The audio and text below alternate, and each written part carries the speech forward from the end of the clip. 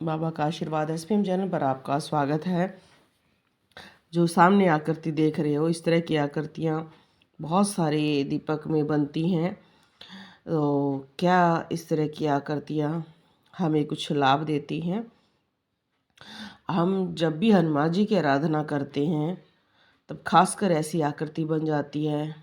माता वैष्णो की करते हैं, उसका कारण ये है कि जो पंचमुखी रूप अगर आपने कभी देखा होगा हनुमान जी का, तो उसमें जो उनके कुछ रूप हैं जो काफ़ी उग्र रूप माने जाते हैं।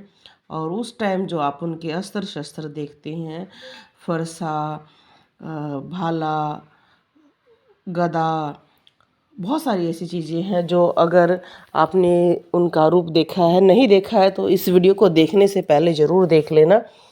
क्योंकि बहुत सारी हमारी कुछ वीडियो बहुत सारे लोगों को इसलिए भी नहीं समझ में आती हैं क्योंकि उन्होंने वो चीज़ें नहीं देखी हैं। अगर आप ध्यान से उनके हाथ में जो भी अस्त्र शस्त्र है, हनुमान जी के अस्त्र शस्त्रों में पहला मुख्य रूप गदा को दिया गया है, जो आप देखते हैं कि हनुमान जी की प्रकाश में भी बन जाती है। ऐसे ही बहुत सारी चीज़ें हैं जो आपको इस वीडियो में बताएंगे। पूरी वीडियो ज़रूर सुने क्योंकि बहुत सारे लोगों के मन में शंकाएं रहती है कि हम हनुमान जी की आराधना कर रहे हैं और कृपाण बन गई है, ये बन गया है।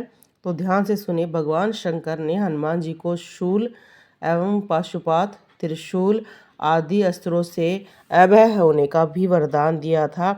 और विश्वकर्मा ने हनुमान जी को बहुत सारे अस्त्र शस्त्र प्रदान किए थे। और कहा जाता है कि हनुमान जी का अगर पंचमुखी रूप देखेंगे, उन्होंने सभी अस्त्र शस्त्रों को धारण कर रखा है। उनके संपूर्ण अंग रंध, मुष्टि, नख, पूंछ, गदा, गिरी, पादप आदि प्रभु के अमंगलों को नाश करने वाले एक दिव्य अस्त्र के समान है। कहा जाता है कि पूंछ से भी वो शत्रु को मार सकते हैं। खड्ग, त्रिशूल, खटावग, पाश, पर अंकुश, स्तंभ, मुष्टि, गदा और वृक्ष। हनुमान जी का बायां हाथ गदा से युक्त कहा गया है और सदैव वो उसको धारण करे रहती हैं। इसलिए अगर आप उनकी पूजा करते हैं तो सदैव याद रखें, उनके शस्त्र बन सकते हैं। ऑरेंज कलर ज़्यादा बनेगा और वो कृपा आपको सदैव प्रदान करेंगे। अगर आप सिर्फ हनुमान की आराधना कर रहे हैं तो डरे मत।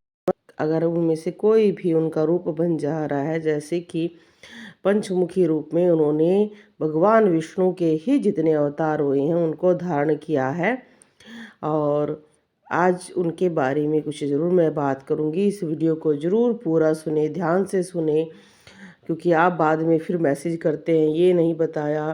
क्योंकि पूरी वीडियो देखोगे तभी आपको समझ में आएगा कि आप क्या हमसे जान रहे हैं। वानर मुख पंचमुखी अवतार में हनुमान जी का पूर्व दिशा की ओर हनुमान जो मुख है उसे वानर मुख कहा गया है। यह वानर मुख दुश्मनों पर विजय प्रदान करता है। गरुड़ मुख आप सभी को बताया, राम जी के प्रिय गरुड़ जी विष्णु जी के, और गरुड़ जी की आकृति भी हमारे चैनल पर है, आप उसको ज़रूर देख लेना। हनुमान जी का पश्चिम दिशा का वाला गरुड़ मुख कहलाता है और आपके जीवन की सभी परेशानियों को ये दूर करता है। वराह मुख जब पंचमुखी अवतार लिया था तो उत्तर दिशा की मुख वराह मुख कहलाता है और माना जाता है कि ये आपको लंबी आयु प्रदान करता है। बहुत सारे लोग जब हनुमान जी का बजरंग बाण का पाठ करते हैं या और कोई पाठ करते हैं तो ये रूप ज़्यादा उभर कर आते हैं, जिससे लोग डर जाते हैं कि आकृति बहुत भयानक हो गई है, बड़ी हो गई है और हनुमान जी हमें थोड़े से दूसरे रूप में दिख रहे हैं। तो बिल्कुल ना डरें, क्योंकि सभी देवी देवताओं के उग्र रूप भी जरूर होते हैं। एक ने मुझसे प्रश्न किया था कि कभी मैंने विष्णु भगवान का उग्र रूप नहीं देखा, कृष्ण भगवान का। मैंने कहा क्यों नहीं है, आप अगर देखेंगे तो आपको नरसिंह जो अवतार है वो उग्र रूप ही तो है। उसमें हमारे जैसे हम रोहतक हरियाणा में रहते हैं, यहाँ पर उस अवतार के बारे में शायद बहुत कम लोग जानते हैं, या उस विषय पर यहाँ हमारे यहाँ पर उनकी पूजा नहीं है। वो मुझे क्यों नहीं पता, मुझे नहीं समझ में आता यहाँ पर उस रूप की पूजा क्यों नहीं है। पर यहाँ पर उनका मंदिर बहुत कम है, ऐसे रूप में नहीं है पूरे हरियाणा में। और साउथ में आप जाओगे तो वहाँ पर बहुत ज़्यादा है। तो ये अलग अलग स्थानों का भी फ़र्क हो जाता है।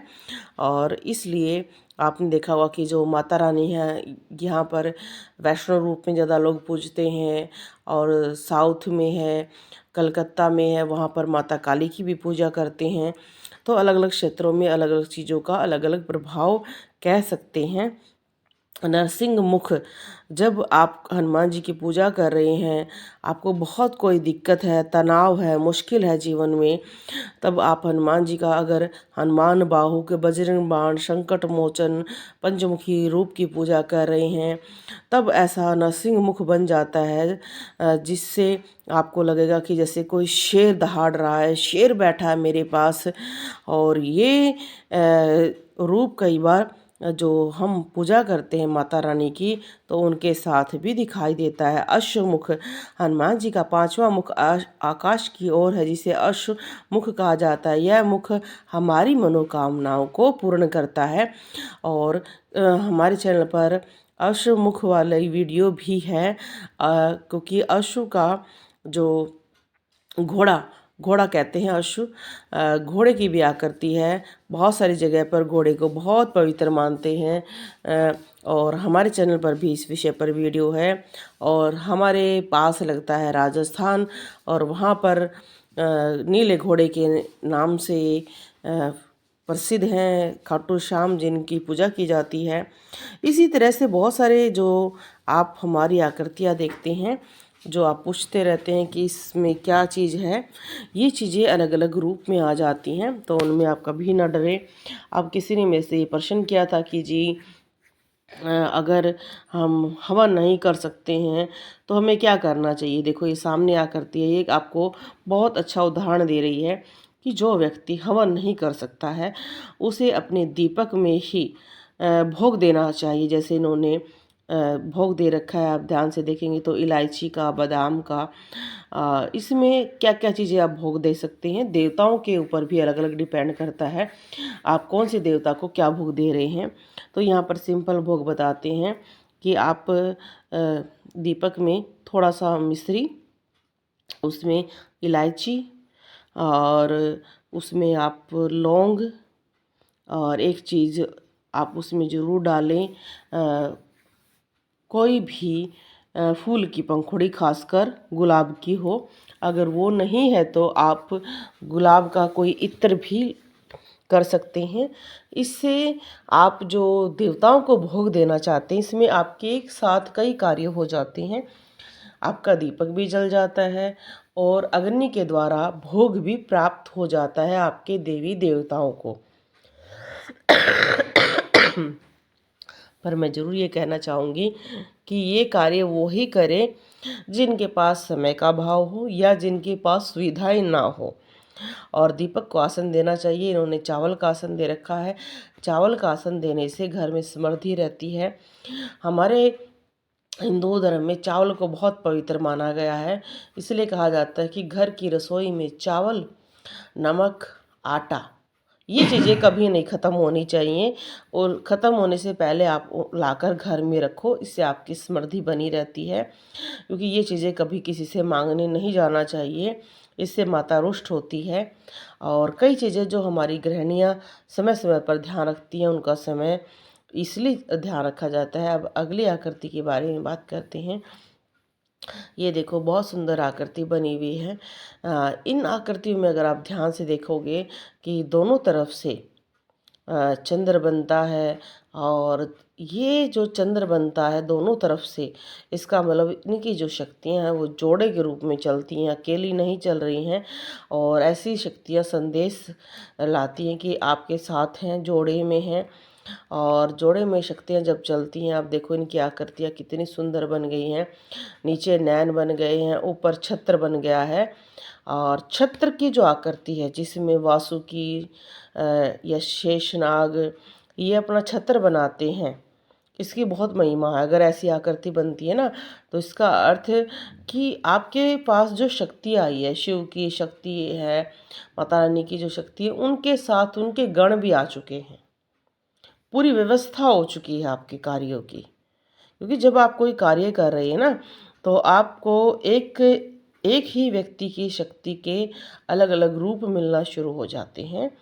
और बहुत सारी मैंने वीडियोज़ के माध्यम से भी बताया है कि जहाँ पर शिव जी होंगे वहाँ वासुकी जी, नंदी जी और उनके गण जरूर मिलेंगे आपको।